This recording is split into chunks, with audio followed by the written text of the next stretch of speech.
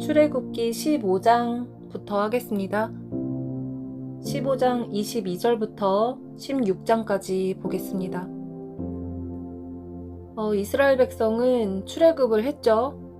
사방이 막힌 바다 끝에서 바다가 갈라지며 하나님의 영광을 나타내시고 그 길을 건넜습니다. 400년 넘게 자기들을 부려먹이며 주인 노릇을 했던 애굽이 수장을 당하죠. 이때 통쾌함, 감격과 감사함, 그 이루 말할 수 없는 기쁨을 누립니다. 어떻게 바다를 가르고 지나갈 수가 있나? 생생한 기적의 현장에서 어찌 이 마음 다 표현할 수 있으리요 하면서 찬양하고 난리가 났었죠. 그 다음 22절. 모세가 홍해에서 이스라엘을 인도하매 그들이 나와서 수르 광야에 들어가서 거기서 3일 길을 걸었으나 물을 얻지 못하고 23절. 그들은 마라에 이르렀지만 마라의 물이 써서 마실 수가 없었습니다. 그곳의 이름을 마라라고 부른 것도 그 때문이었습니다. 지금 이스라엘 백성이 출애굽하고 나서 3일 동안 물을 못 마신 상태예요. 그래서 너무 힘든 상태에서 마라라는 곳에 이르렀는데 이 마라에서 물을 찾았는데 물이 너무 써서 마시지를 못해요. 물을 안 먹고 3일 동안 버틴 거잖아요. 그렇게 극도로 힘든 상태에서 와, 드디어 물이구나 하고 신나서 먹었는데 물이 너무 써서 못 마시니까 그 참았던 스트레스가 터집니다. 광야에서 배고프고 먹지 못한 상태에서 또다시 원망이 터집니다. 24절. 모세에게 따지는데요. 도대체 이렇게 물도 못 마시고 우리더러 어떻게 살라는 말이냐. 그랬더니 25절. 모세가 여호와께 부르짖었더니 어떤 나무를 보여주셨고 그 나무를 물에 던지니 물이 단물로 변했습니다. 이렇게 안 되는 걸 되게 하시는 하나님의 능력을 또 경험을 합니다. 26절. 너희는 너희 하나님인 나 여호와에게 순종하여라. 너희는 내가 보기에 옳은 일을 하여라. 너희는 나의 모든 율법과 규례를 지켜라. 그렇게 하기만 하면 내가 이집트 사람들에게 보냈던 것과 같은 질병을 너희에게는 보내지 않을 것이다. 나는 여호와이다. 너희를 치료하는 여호와이다. 아멘. 이렇게 말씀하셨고 16장으로 넘어갑니다. 이제 시간이 좀 지나서 출애굽한 지 2개월하고 15일 더 지났을 때 이스라엘 백성이 엘림과 시내산 사이에 있는 광야, 여기 이름이 신광야인데 여기에 있을 때 모세와 아론에게 원망이 또 터집니다. 원망과 감사는 상극이죠. 이 시편에 보면 감사함으로 예배드리는 자가 나를 영화롭게 한다고 말씀을 하시거든요. 그러니까 우리가 감사할 때 정말 상황과 환경에 상관없이 감사할 때 하나님께서는 당신이 가장 영화롭다고 행복하다고 느끼신다는 거예요. 영광을 받으시면서 하늘문을 열어주시고 당신의 하늘의 복을 내려주시는 하나님이신데 원망을 하면 어떻게 되는 거죠? 어둠의 문이 열리고 마음에서 지옥을 맛보는 거죠. 원망은 하나님을 미워하고 대적하는 상태이기 때문에 죄를 선택한 영혼에게 합법적으로 마귀가 역사하는 겁니다. 이번 원망의 이유는 뭐냐? 신광야에서 원망이 또 터졌는데 이번 원망은 고기를 못 먹어서 너무 배가 고프다. 배가 허하고 기운이 하나도 없어. 고기가 땡긴다. 단백질이 필요하다. 노예 때는 먹다 남은 고기라도 주워 먹었는데 여기 와선 도대체 이게 뭐냐. 여기 나와서 더 제대로 못 먹고 더 고생하고 있다. 차라리 노예 생활할 때가 더 낫다. 거기서는 최소한 주인이 먹다 남은 부스러기 고기라도 먹었다. 이렇게 하는 겁니다.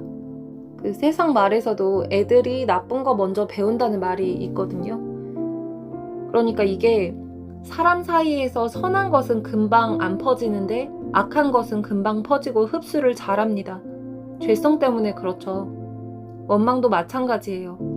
누군가 원망을 뱉어내면 그러자마자 나도 그래 하면서 그간 애써 참아왔던 원망하는 마음을 쏟아내면서 급속도로 쫙 퍼지는 전염병과 같거든요. 수근수근함에 남 험담하는 내용도 얼마나 잘 퍼지나요? 지금 남자 장정만 60만 명인데 남녀노소 다 합치면 100만은 좋게 넘을 거고 거의 200만 명 정도 되는 이들 사이에서 원망이 확 퍼지면서 모세와 아론, 니네가 우리를 여기까지 데려와서 도대체 뭐 하는 짓이냐? 여기서 죽일 셈이냐? 차라리 배불리 먹던 그 애굽에서 죽는 게 더 낫다. 이러고 있는 이스라엘 백성을 보면서 한번 생각을 해봤으면 좋겠어요. 육체가 힘들어도 상황이 어려워도 하나님과 동행하는 게 좋은지, 아니면 하나님 없어도 잘 먹고 잘 사는 게 좋은지, 여러분은 어떠신가요? 세상이 말하는 대로, 사탄이 말하는 대로 그걸 믿는 믿음으로 조종당하면서 노예되는 것이 좋은지, 아니면 죽을 만큼 힘들더라도 진리로 향하는 것이 좋은지 어떠신가요? 우리에겐 매 순간 선택할 자유의지가 있죠. 믿음이라는 건 마음을 정하는 겁니다. 마음을 정하고 그 마음을 지키는 겁니다. 방심하면 바로 원망, 불평, 자기연민 이런 악한 마음이 튀어나오게 되어 있어요. 그래서 항상 머리판에 가슴판에 하나님 말씀을 새겨야 합니다. 감사 제목은 금방 까먹고 자기가 좀 아팠고 힘들었고 피해봤던 것들만 잘 기억하는 자아는요, 원망, 불평을 쏟아내려고 꿈틀거리고 있기 때문에 하나님이 나에게 어떠한 은혜를 베풀어 주셨는지 잊지 않고 늘 기억하게 해달라고 기도해야 하는 거예요. 하나님의 은혜를 기억하지 못하면 마음이 죄로 흐르게 되어 있습니다. 그래서 우리가 하나님의 말씀을 의지적으로 붙잡지 않으면 우리는 답도 없는 인간이라는 겁니다. 계속 이어서 16장 4절부터 8절까지 읽어볼게요. 여호와께서 모세에게 말씀하셨습니다. 내가 너희를 위하여 하늘에서 비를 내리듯 양식을 내려줄 터이니 백성들이 날마다 나가서 그날에 필요한 양식을 거두도록 하여라. 내가 이 일로 백성들이 내가 가르친 대로 하는지 하지 않는지를 시험하여 볼 것이다. 매주 6일째 되는 날에는 다른 날에 거두는 양보다 2배 더 많게 거두어라. 다음 날 거둘 분량을 저장해 두어라. 모세와 아론이 모든 이스라엘 백성에게 말했습니다. 저녁이 되면 여러분은 여호와께서 여러분을 이집트에서 인도해내신 분이라는 것을 알게 될 것입니다. 내일 아침이 되면 여러분은 여호와의 위대하심을 보게 될 것입니다. 여호와께서 여러분이 그분께 원망하는 소리를 들으셨기 때문입니다.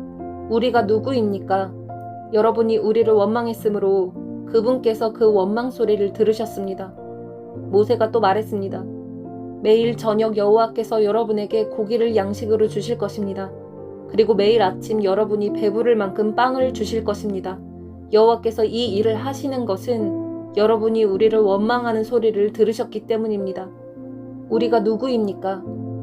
여러분은 아론과 나를 원망한 것이 아니라 여호와를 원망한 것입니다. 이 말씀으로 비추어서 볼 때 우리가 원망하는 것은 하나님을 안다고 하는 사람들이 일상에서 원망하는 거 있잖아요. 이는 곧 하나님을 원망하는 거라고 하십니다. 이 원망의 정체예요. 하나님은 모든 소리를 다 들으십니다. 내 작은 신음 소리에도 응답하시지만 원망 소리 또한 들으신다는 걸 우리가 기억해야겠습니다.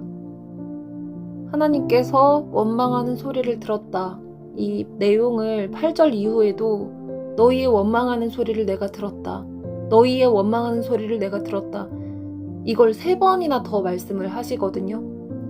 우리가 뭔가 내가 원망해서 뭘 들어주셨다고 생각을 하면 이렇게 땡깡 부리면 뭐가 나오는구나, 들어주시는구나, 이게 맞다고 생각하는 게 아니라 하나님이 너희의 원망 소리를 듣고 내가 이거 해주는 거야 라는 말씀을 하시면 지금부터라도 원망하지 말고 잘해야지, 이렇게 마음을 먹어야 바람직한 거겠죠.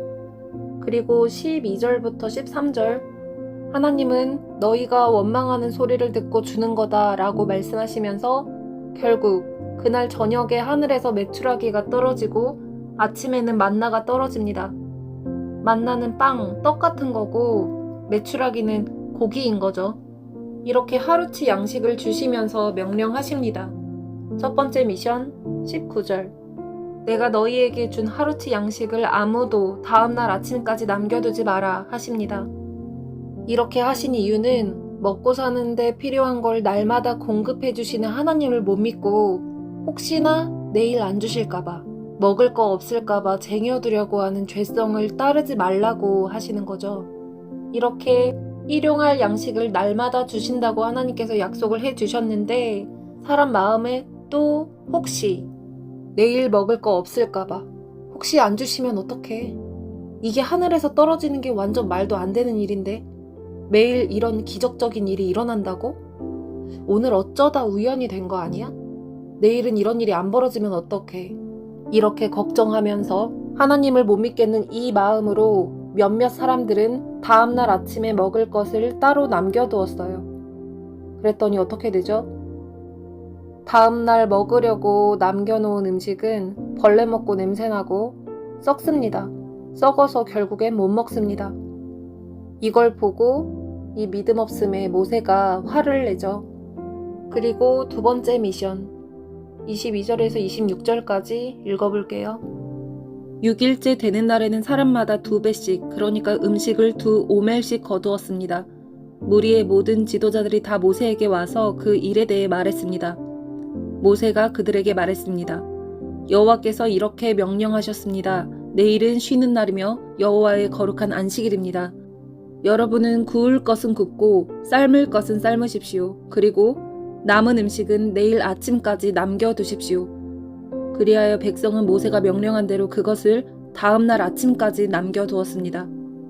그들 가운데 썩은 냄새가 나는 것이 하나도 없었으며 벌레 먹은 것도 없었습니다. 모세가 백성에게 말했습니다. 어제 거둔 음식을 드십시오. 오늘은 여호와의 안식일이니 들에 나가도 아무것도 얻지 못할 것입니다. 6일 동안의 음식을 거두어야 하지만 7일째가 되는 날은 안식일이니 그날에는 땅에 아무 음식도 없을 것입니다. 아멘. 주일에는 안식일이기 때문에 양식을 이틀치를 챙기라고 하시죠. 평소에는 무조건 하루치 양식을 당일에 소진하고 쟁여놓지 말라고 하셨는데 안식일 전날에는 유일하게 이틀치를 한꺼번에 챙기라고 하신 거죠. 그리고 26절 안식일 당일에는 먹을 것을 구할 수 없다. 아무것도 없을 것이다 라고 하십니다. 이렇게 허락하신 날에는 진짜 다음 날이 되어도 음식이 썩지 않고 보존됩니다. 이걸 보면 신기해서라도 정말 하나님이 살아계시는구나. 우리를 보살피시는구나. 하나님이 먹이고 살리시는구나. 이걸 느끼고 하나님 말씀을 잘 들어야 될 텐데 27절 7일째가 되는 날에 어떤 사람들이 음식을 거두러 나갔지만 아무것도 얻지 못했습니다. 그 백성 중에 몇몇은 안식일에 음식을 거두러 나갔다가 얻지 못합니다. 이렇게 말씀을 해주셨는데 계속 못 믿고 안식일에 먹을 것 챙기러 나간 사람들이 있는 거죠.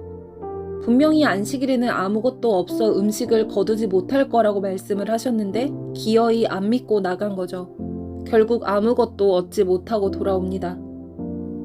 여기까지 내용을 보면서 알 수 있는 교훈이 뭘까요?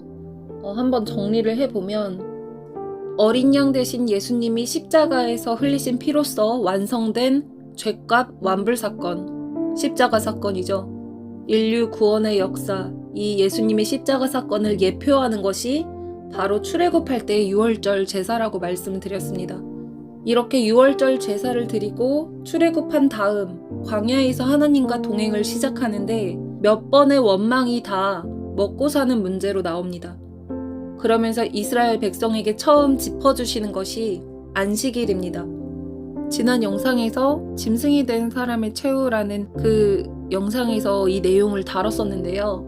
중요한 내용이라 출애굽기 쭉 보는 김에 다시 나눠보려고 합니다.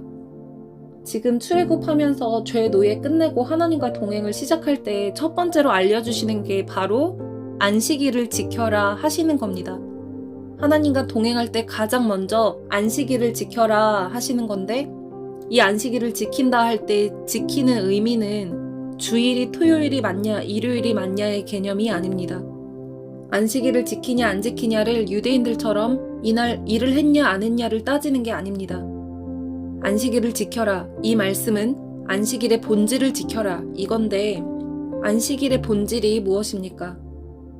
바로 지금 본문에서 봤듯 각 사람에게 필요한 만큼 공급해 주시는 분은 하나님이다.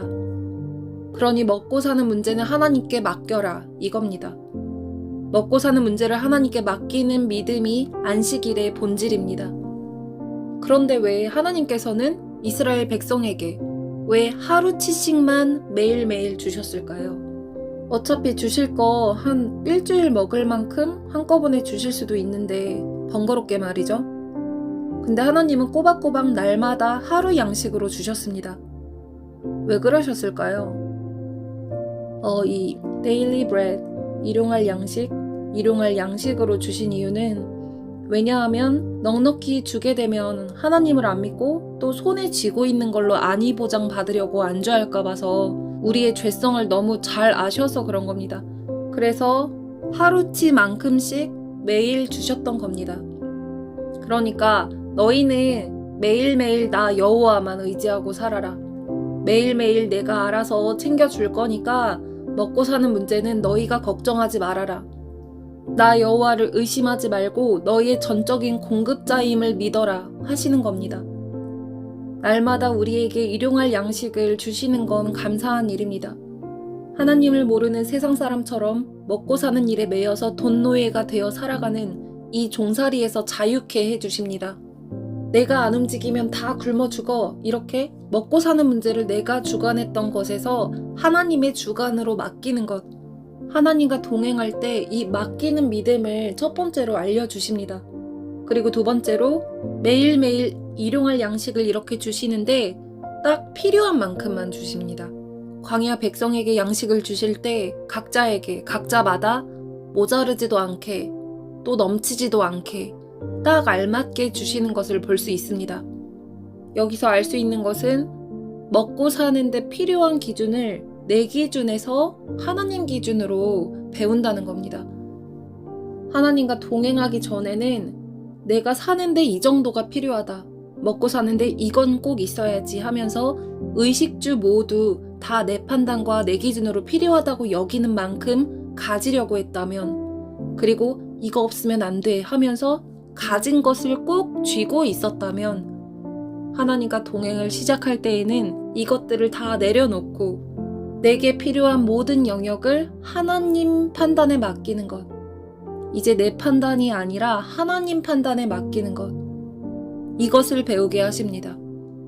하나님께 내 인생에 먹고 사는 문제의 주권을 안 넘겨드리면 내가 주인 돼서 판단한 필요한 기준들을 쫙 세팅해놓고 이 목록에서 못 가지는 게 있다 하면 속상하고 불안하고 집착하고, 또 내가 꼭 쥐고 있던 걸 잃어버리게 되면 속쓰리고 우울증까지 걸리고 이렇게 되죠. 내 자식은 내가 잘 안다 라는 말처럼 배 아파서 낳고 먹이고 입히고 키우는 부모가 아기에게 필요한 걸 잘 알고 잘 챙겨주듯이, 물론 이런 사람 부모는 오류가 있고 실수가 있을 수 있어요. 하지만 실수 없고 오류가 없는 완벽한 하늘아버지가 알아서 잘 챙겨주시겠다는데 믿는 게 당연한 거거든요. 나를 만드신 분이 나를 가장 잘 아시고 나를 당신의 전부로 여길 만큼 사랑하시기 때문에 나에게 필요한 걸 주시는 분인 건 당연한 거잖아요, 사실. 나 챙기는데 필요한 거 내가 걱정 안 해도 된다는 말입니다. 하나님께서 내게 필요한 건 딱 알맞게 주신다는 거예요. 만약에 주셨는데 만족을 못한다면 그건 내 기준이 하나님 기준과 달라서 그런 거겠죠. 그럼 내 기준이 맞나요? 하나님 기준이 맞나요? 내 판단이 옳은 건가요? 아니면 하나님 판단이 옳은 건가요? 예, 당연히 하나님 판단과 기준이 옳은 겁니다. 아, 지금 주신 만큼이 내게 필요한 건가 보다. 안 주신 거는 나한테 필요 없는 거였구나. 내 기준이 틀린 거였구나. 인정하고 내 기준을 버리는 거예요. 안 주시는 이유가 분명히 있겠지. 이유는 분명히 선하신 뜻으로 우리를 위해서일 거예요. 그쵸? 이렇게 하나님 판단이 절대 옳은 것을 인정하는 것. 하나님이 나를 먹이고 살리시는 분이라는 것을 믿는 것. 삶의 모든 것을 주님께 통째로 맡겨드리며 공급받는 것에 감사하고 사는 것. 주셔도 감사, 안 주셔도 감사하는 이 마음의 태도가 진짜 하나님을 내 주인으로 인정하고 믿는 것입니다. 이걸 알려주시는 겁니다. 이렇게 이스라엘 백성들 각 사람마다 하루 먹을 분량까지 지정해 주십니다. 16장 17절 보면 어떤 사람은 많이 거두고 어떤 사람은 적게 거두었습니다. 이때 나는 왜 이렇게 적어요? 왜 이렇게 많아요? 나 원래 먹는 양 이거 아닌데? 이런 생각 들었을 수 있겠죠. 그런데 이제 하나님과 동행하기 시작하면서 이걸 먼저 알려주시는 겁니다. 많네, 적네, 그거는 너의 기준이고 이게 나 여호와의 기준이다. 이걸 먼저 알려주시고요. 그리고 그 하나님의 기준이 완벽히 옳았다는 것을, 옳다는 것을 또 보여주십니다. 18절에 보면 사람마다 자기가 거둔 것을 달아보니 많이 거둔 사람도 남지 않았고 적게 거둔 사람도 모자라지 않았습니다. 각 사람마다 각기 필요한 만큼 거둔 것입니다. 라고 나옵니다. 이렇게 하나님 기준에서 각 사람마다 필요한 만큼만 공급하시고 이게 맞다는 걸 백성들의 눈으로 확인하고 경험하게 해주십니다. 저도 이 부분을 다룬받는 과정이 있었는데 굉장히 어려운 상황에서 압박이 최고조로 있을 때에 이 광야에서의 이스라엘 백성이 생각이 났어요. 이때에 광야 백성처럼 불신앙으로 살고 싶지 않다. 진짜 온전한 믿음으로 반응해서 만나와 메추라기를 공급하시는 하나님의 은혜를 실제로 날마다 경험하고 싶은 감동이 일어났고 내 기준을 내려놓고 근신하며 지낼 때에 처음에는 뭐가 뭔지 모르니까 그러니까 뭐가 내 기준이고 뭐가 하나님 기준인지 명확히 모르다 보니까 그냥 머리에 들어있던 기준을 0점으로 완전히 공장 초기화를 시켜버리고 납작 엎드리게 되었어요. 주님 음성만 따르고 움직이고 싶어서 나의 마음과 시선이 어디로 향하는지 감찰을 하면서요. 지극히 사소한 걸 구매하는 것까지 하나님께 여쭤보게 되면서 하나님 음성 듣기에만 나름 집중을 했던 것 같아요. 이유는 정말 다른 생각이 없었어요. 하나님을 못 믿겠는 이 자아를 완전히 무시하지 않으면 이 자아를 1%라도 남겨두면 어김없이 넘어졌었고 넘어지면 기다렸다는 듯이 마귀가 달려와서 정죄감으로 짓밟으며 하나님께 못 나아가게 난리를 쳤는데 이런 반복되는 넘어짐과 정죄감을 생산하는 자아가 지긋지긋하게 싫었고 내가 뭘 좀 안 하면 안 될까봐 염려하는 이 죄성 노예를 그만 끝내고 싶었어요. 정말 이제는 온전한 믿음 안에서 진정한 안식을 누리고 싶었어요. 주님이 공급하시는 만나와 메추라기가 무엇인지 알고 싶고 하나님의 살아계심을 체험하고픈 갈망이 진심인데 이런 소원을 불어 넣어주신 것도 하나님이시죠. 이렇게 주님 은혜로 감사하게도 무언가 필요하다고 느낄 때 바로 액션을 취하지 않고 왜냐하면 내가 욕심을 부리는 죄성일 수도 있으니까 주님 사인 떨어질 때까지 기다리는 식으로 최대한 나름 조심하며 지냈는데 어느 날은 과일을 챙겨주시더라고요. 이게 생각지도 못한 일이 벌어지면서 과일을 취한 거기 때문에 주님이 먹으라고 주신 건지는 확실히 알게 됐죠. 근데 그때 저는 어떻게 보면 굉장히 미련할 정도로 약간 최전방 군인 모드처럼 있다 보니까 과일이 필요하다는 거조차 인지를 못하고 있었거든요. 근데 그 주신 과일을 혀끝에 대는 순간 머리가 반짝 트이면서 정신이 맑아지더라고요. 눈이 맑아지는 느낌이 들고 그때 알았죠. 아, 지금 머리가 좀 어지러운 상태였구나. 이 과일에 지금 몸에 필요한 영양분이 있나 보구나. 지금 이게 필요했던 거구나 하고 알게 되었었죠. 이런 식으로 지금까지 계속해서 때 되면 밥 주시고 때 되면 과일도 주시고 때 되면 고기도 주시고 내가 굳이 신경 안 써도 때 되면 공급하시는 하나님 은혜에 감사하고 있습니다. 근데 굶을 때도 있거든요. 굶게 될 때에는 그럼 굶으라 하시나 보다 하고 있어요. 그러다 또 먹여주시면 감사히 먹고요. 그리고 또 내가 볼 땐 상황적으로 꼭 필요하다 생각되는 게 있는데 이건 분명 앞으로 보나 뒤로 보나 이게 꼭 필요한 거라고 여겨지는데 안 주실 때도 있어요. 그럼 이거 필요한 건 줄 알았는데 나한테 필요 없는 건가 보다 하는 거죠. 근데 반대로 내가 필요하다고 생각지도 못한 걸 갑자기 주실 때도 있어요. 그럼 이게 나한테 지금 필요한 건가 보다 하는 거죠. 이렇게 필요의 기준이 내 기준이 아니라 하나님 기준에 순복되는 걸 배웁니다.